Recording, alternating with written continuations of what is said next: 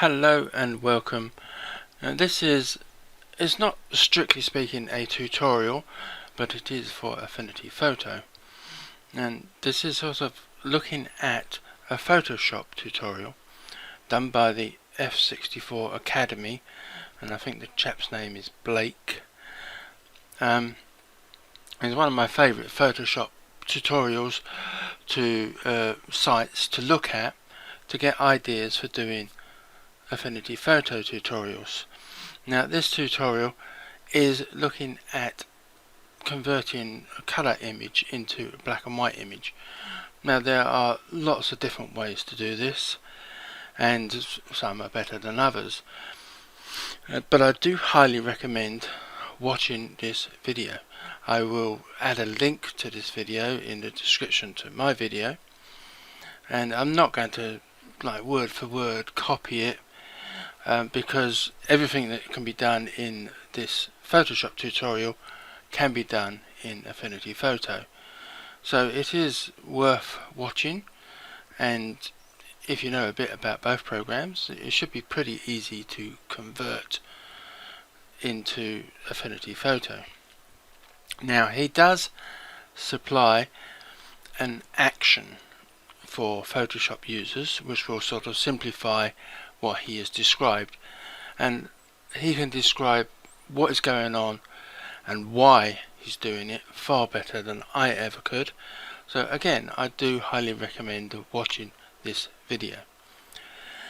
But as we can't use actions in Affinity Photo, I have made a macro which has sort of copies what he has set up in in Photoshop, and I've made the macro which does the same thing in Affinity Photo, and I will add a link in the description to my video to the macro you can download.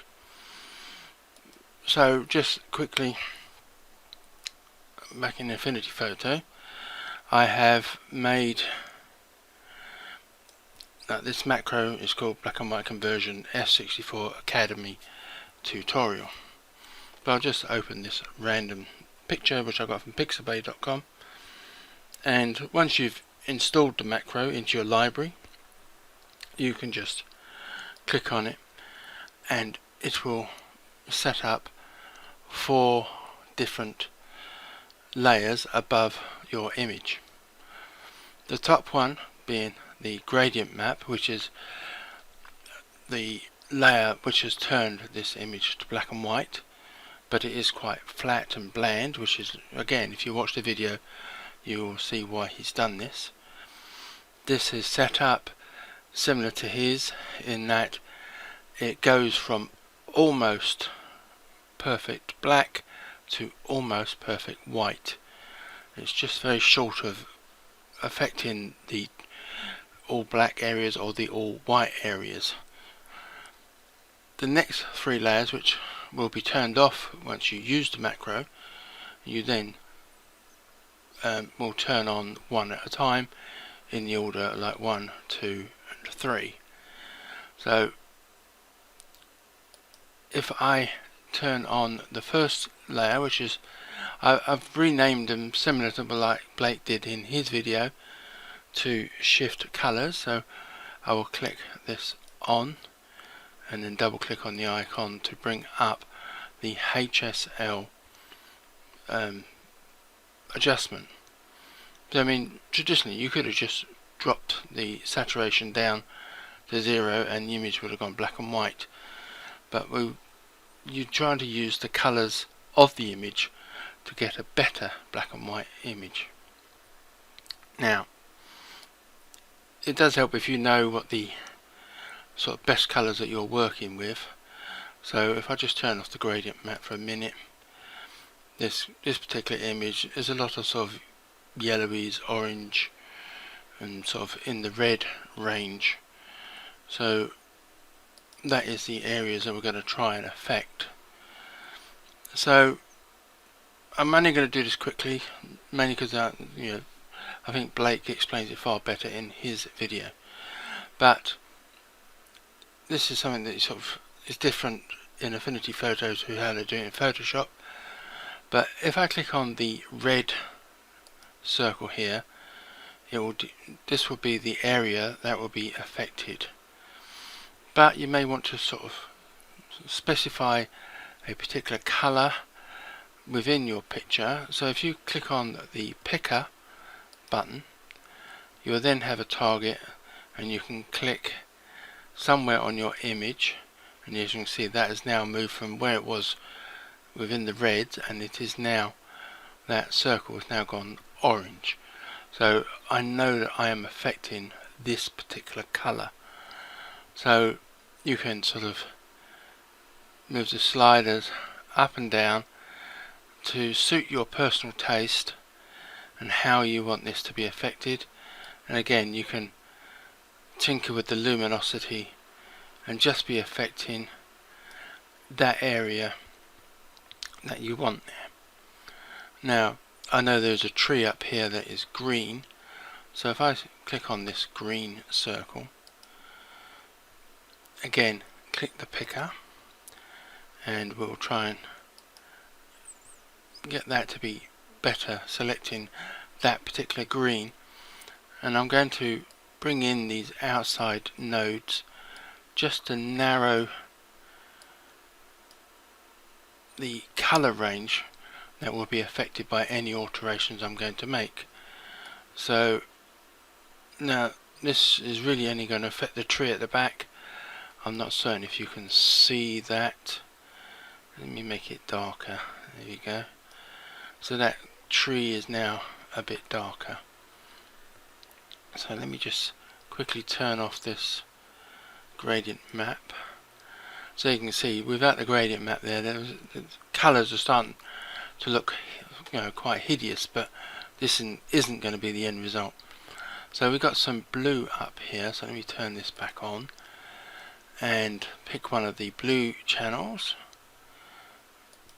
and again get the picker, select that particular blue.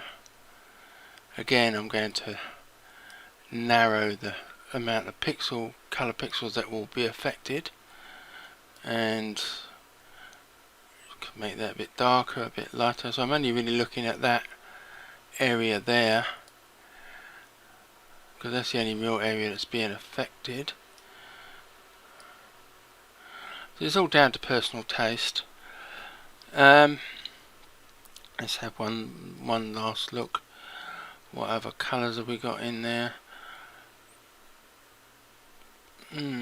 Well, I'll try and do a bit of the floor colour here, see how we can affect that. So I'll turn this back on, and I'll just pick this magenta circle, get the picker, and pick that floor colour in there, and then just make an adjustment to see what I sort of like. Yeah, so that will do on that. So we then come to the refinement of the colours, and I will highlight that layer, turn that layer on, and then double click on the icon, and this is a selective colour adjustment. So you could go through all of the different colours and try and see what works. So I'm on the reds at the moment, and as I do know, the majority of this image is sort of yellowy red range, so this is the colour range that will have the most effect, I would imagine. See, the cyan is having next to no effect,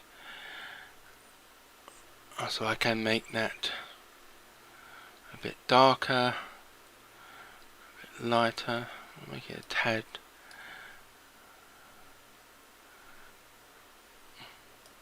Because all you're doing is refining the colour settings that you did in the first layer. So let's have a look at maybe the yellows, because again that is going to have a more dramatic effect, I believe.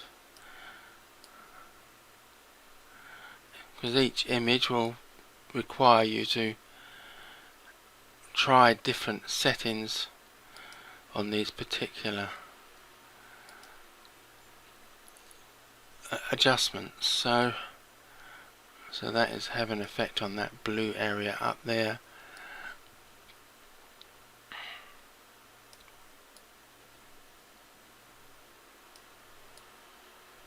Not much else is being affected. There's only really green in this tree and up there, so I'm not going to go too mad with that. Let's have a look at the magentas.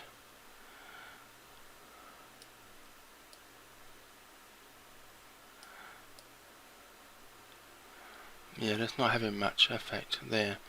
So just for quickness, I'm going to leave that there, and then come on to the color balance option. So I'll highlight that layer, turn it on, double click it to get the adjustment panel to come up, and then you can affect the midtones, the shadows and the highlights. So I'm going to start with the midtones, and again I'm going to just try all three of these to see what effect I like. Make that a little bit darker, I think, down there. Let's try the shadows.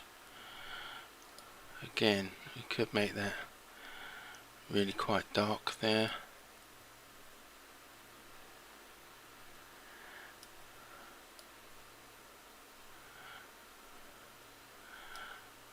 Leave that there, and then come to the highlights and see how much you want to affect the lighter areas of the image. So